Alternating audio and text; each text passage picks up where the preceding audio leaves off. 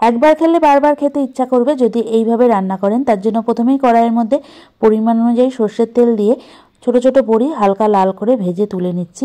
বড়িগুলো ভাজা হয়ে গেছে, এবার তুলে নেব। আর এদিকে নিয়েছি মূলোগুলোর খোসা ছাড়িয়ে ভালো করে ধুয়ে গ্রেটার দিয়ে গ্রেট করে নেব। মূলোগুলোও গ্রেট করা হয়ে গেছে। এবার বড়ি ভাজার তেলে দিয়ে দেবো 1/2 চামচ পরিমাণ কালো সর্ষে। সর্ষেটা একটু ফুটিয়ে নিচ্ছি। সর্ষে ভাজার গন্ধ বেরোলে মূলোগুলো দিয়ে দিচ্ছি। আলতো হাতে জল চিপে মূলোগুলো দিয়েছি। মূলোগুলো দিয়ে স্বাদ অনুযায়ী লবণ, 1/2 চামচেরও কম হলুদ গুঁড়ো আর চেরা কাঁচা লঙ্কা দিয়ে 3 থেকে 4 মিনিট মতো মিডিয়াম আঁচে ভেজে নিচ্ছি।